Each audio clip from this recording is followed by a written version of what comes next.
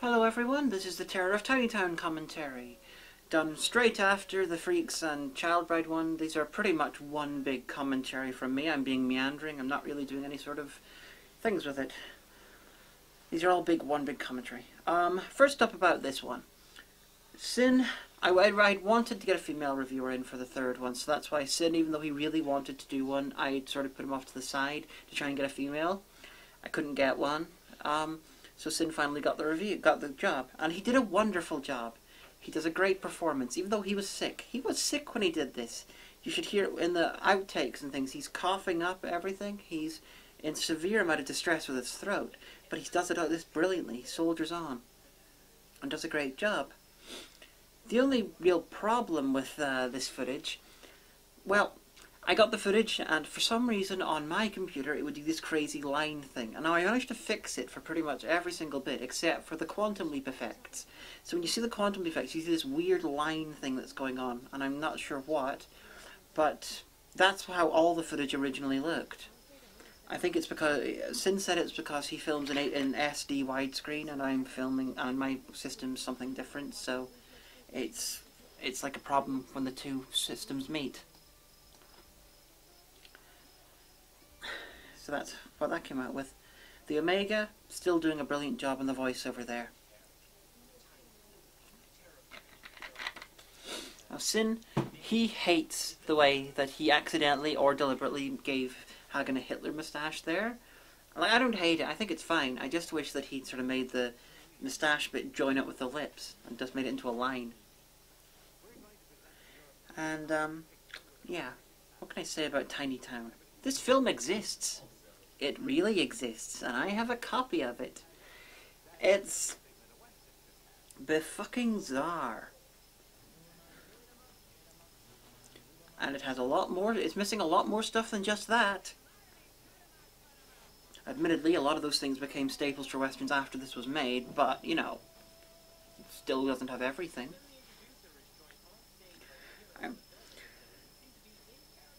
Now, these two, Billy Curtis and Little Billy, apparently they both had long careers as dwarf actors. Billy Curtis had the more, the bigger career. I saw that Little Billy's career, he would sometimes only get film work every 3 or 4 years. Billy Curtis, though, worked solidly until his death. Like, I think it was death in the 70s or 80s. And I think both of them were in Wizard of Oz. Actually, what am I saying? Most of the cast of this was in The Wizard of Oz. I do like how Sin's background looks with this crazy lighting. And it is really nice of them to tell us that this is an all-midget cast, because I wouldn't have guessed it, what with the cover being a bunch of midgets on horses. And yep, Harlan Rides the Range is a real film. There were 3 sequels, and I'm thinking about doing something with them. I'm not entirely sure. I got a couple of ideas of how to do public domain stuff. So maybe you'll see reviews from that at some point. Maybe me and the Rap Critic or something. If I possess the Rap Critic, make him review Harlem Rides the Range just for a laugh. I've never seen Harlem Rides the Range, or its sequels, unfortunately. But give it time, I'm sure I will.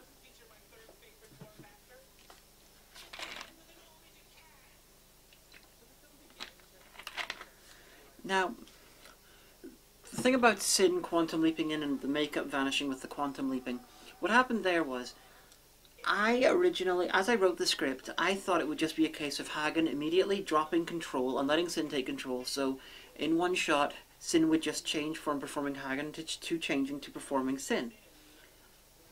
Which would be easy for like ones like that, where it was pretty much, Sin, you're needed, oh, a song. That would have been easy. But the later on scene where they have the argument, that would have been hell to film.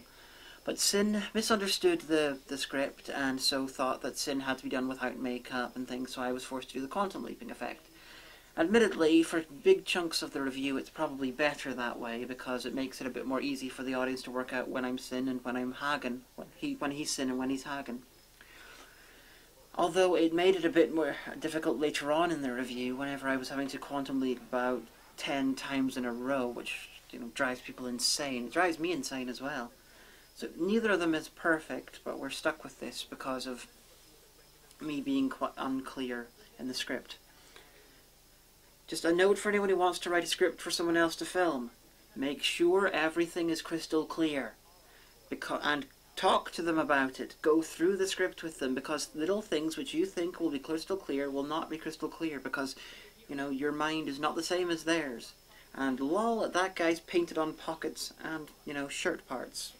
I don't know what's going on there.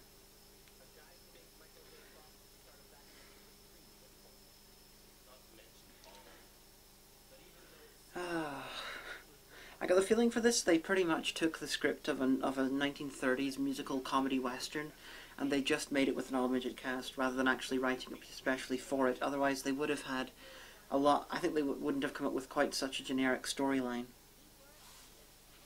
And the guy's dad cannot act. I don't know what's going on there. He's got a big part and yet he can't act. The rest of the cast on some level can act. Him? No, he sounds like he's reading idiot boards the whole time. Tex Preston, I fought him to a standstill 15 years ago.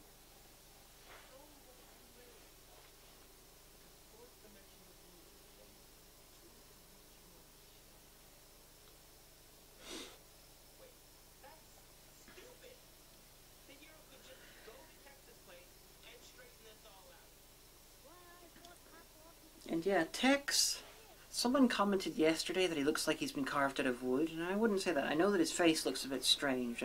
Maybe it's his age, maybe it's something else.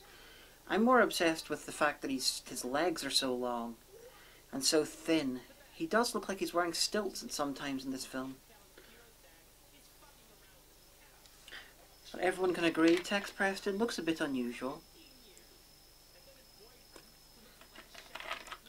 And oh, the fucking chef.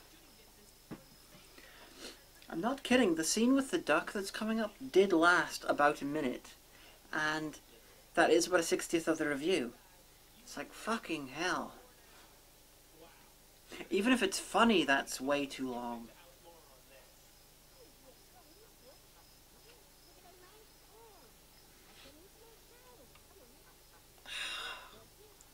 The upcoming use of rats, Night of Terror. This is one of the that's one of the things that I tried to turn into a running joke, but I never really got to use it very often for some reason. So it was nice to bring it back. I think the last time it was used was Emmanuel, when it's full of porn. Hopefully we'll see it again. It'll come back every so often.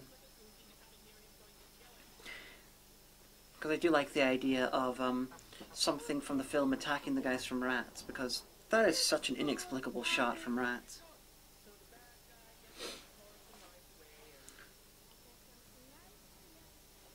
And bites him in the ass. And why the fuck is that supposed to be funny? And why they filmed this on a western backlot, a regular sized one, I don't know. Well, apart from the fact they probably couldn't afford to build a backlot of the right size for it. It just makes the whole thing bizarre. And just so you know, there was originally plans to make a sequel for this, but it was never made. It was called Hang 'Em Not So High. I don't know anything about the storyline, but it would have been awesome. Well, interesting. And that, from Bugsy Malone, is Bonnie Langford, who played Mel somebody in Doctor Who. She was the companion for the 6th and 7th Doctor, and she was voted quite regularly one of the worst Doctor Who companions of all time. Probably because she's irritating, loud, and ginger. Not that being ginger is anything bad, but people seem to pick on her for that, which is stupid. I like ginger hair. But yeah, Mel is irritating as fuck.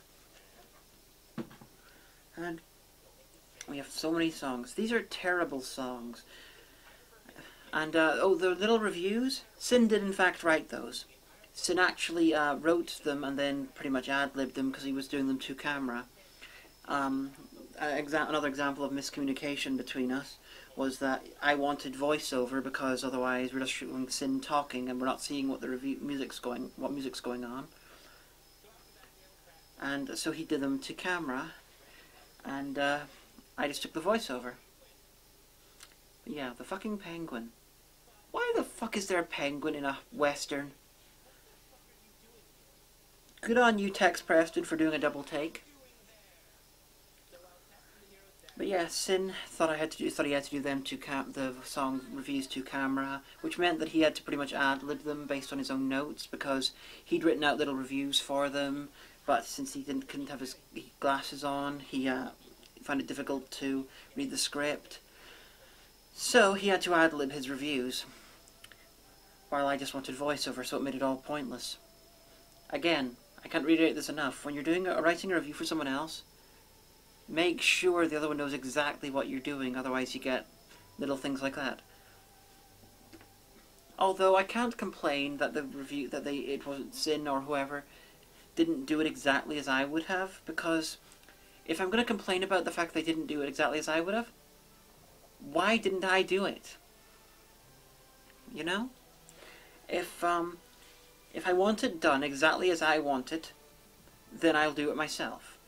The fact that it was not done exactly the way I wanted it, and obviously it's not going to be edited exactly the same way that Sin or Apollo or Owen will want, is part of the reason for doing it. It's a hybrid. We take bits of mine, we take bits of theirs, and we mix them together. Whether it works or not is up to the viewer to decide. And I think they all work on some level, they all don't work on other levels. I think they're all pretty equal, but they all have different strengths. I'm going to talk about the reviews. I think, out of my own opinion, the funniest review is probably Tiny Town. The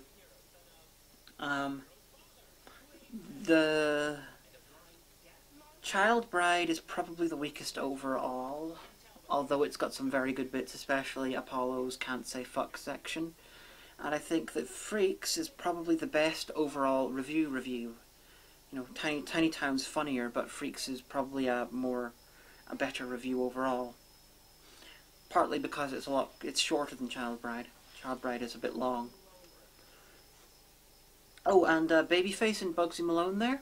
That is Dexter Fletcher, who played the guy in Bone Kickers episode 6, who was eaten on by rats.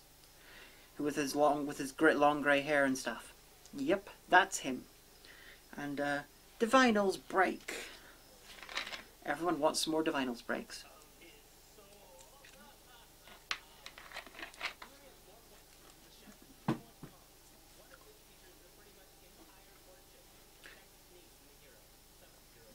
Everyone in small western towns was very good at singing.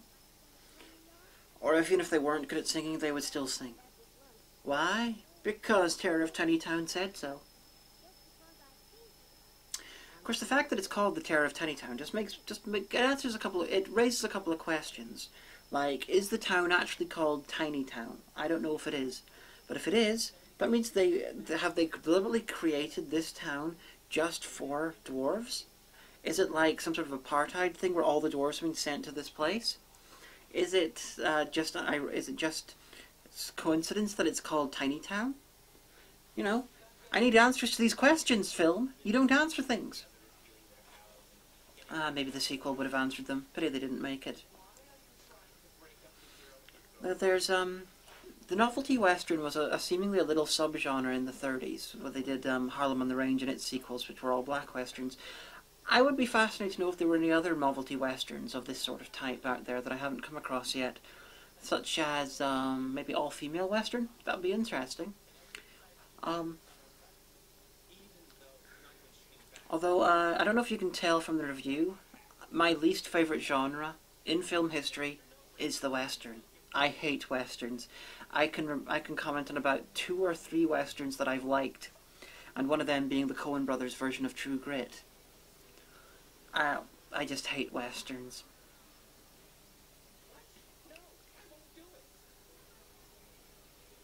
Oh, this scene. So many times using the effect. I am so sorry for people who sat through this and have to sit through 6 seconds of Quantum Leap sound effects just to get 1 second of line here.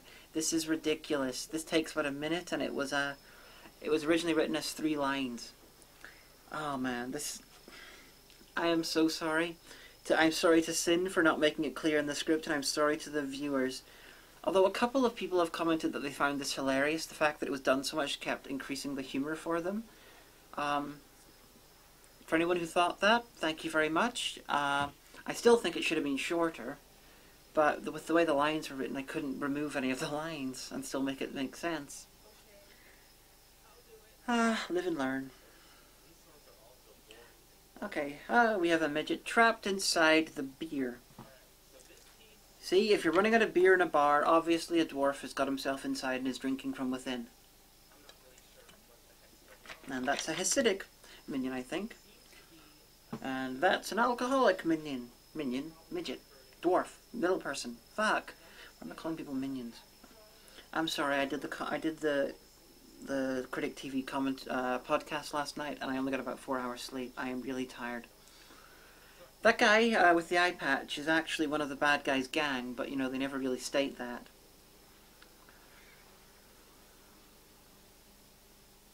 And I still don't know what character is actually the vampire. I think it's probably the girl, the showgirl in the black dress, but they never state that, and it's a really strange thing to refer to her as. You know, showgirl in the black dress obviously means the vampire, because I don't know.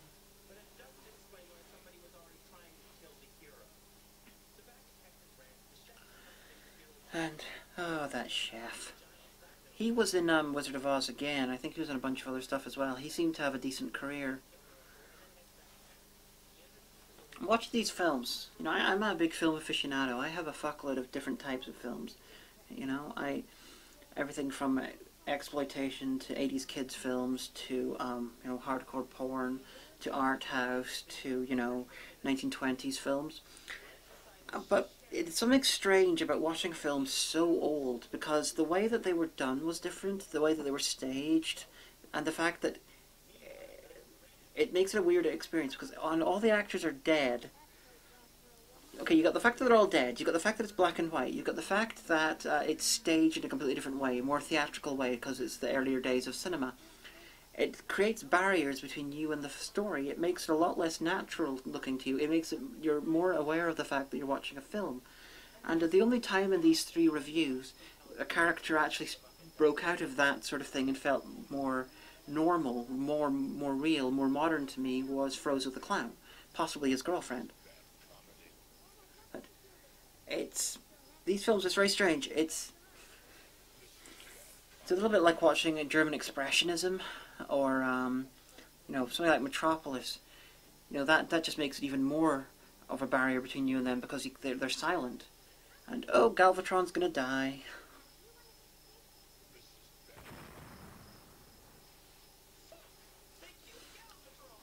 Yeah, the Galvatron blowing up thing. I know this came out a couple of days after Owen Citizen's commentary, which comments about me reusing Galvatron quite a lot. This was not done as a reference to Owen's commentary. That was just well timed. The idea of killing Galvatron, that came in the scripting, because I scripted these back January, December, something like that. I scripted them like before I'd filmed Faust, or before I'd filmed Biggles or anything like that, because I like to write my Hagan scripts well in advance. I've currently got the first 7 episodes of Series 3 written, and I've got notes taken for the next 6. Is it 6? No, next 4. Because there's going to be, overall, there's going to be 12 films in Hagan Series 3. There's going to be 10 official ones, and there's going to be 2 special reviews in the middle. And there'll be no westerns inside. But later on, in the upcoming months, I also hope to film a crossover. I should be filming a crossover with Apollo. I should be filming a crossover, hopefully, at some point in the next 6 to 8 months or so, with Owen Citizen, for a film called Eat the Skullgirl, which I tried to write a review for, and I hit a brick wall because it was subject matter. I didn't have subtitles for the film. It was hard to follow. I just couldn't make jokes out of it. But Owen and I are hopefully going to work on a co-review for that, which will be cool. And I might do work with other people, I don't know. I'm supposed to be doing a co-review as Joshua the Anarchist as well, for the film called Virus. He wanted to do a co-review with me, and I wanted to do Virus, and he watched it, and he was like, I can't think of any jokes for this. So I watched it myself, and I sent him 6 pages of notes. Apparently he's writing the script now, and he's going to be handling the editing when we do it. It'll be his baby. So I don't know when that's going to be. Hopefully not within the next year or so, hopefully less than that. And also coming up in the next couple of weeks, hopefully, will be the Taint review. Finally, the long-awaited Taint review between me and the Omega. The awesome, the indefatigable, the brilliant, the Omega.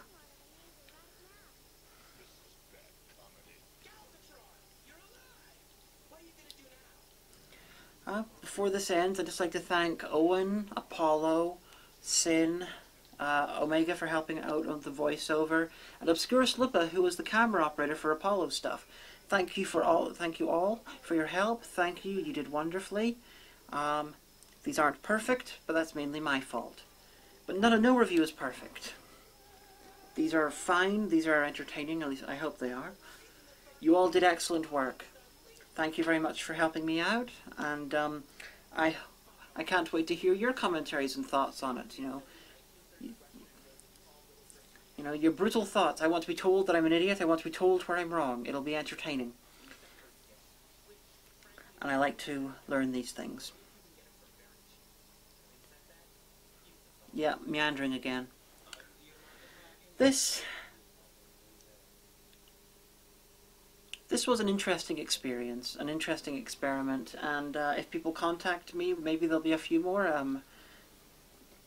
Hagan Quantum Leap episodes. I know the Trenchcoat Anti-Critic wants to do one, and I know Derek the Bard wants to do one.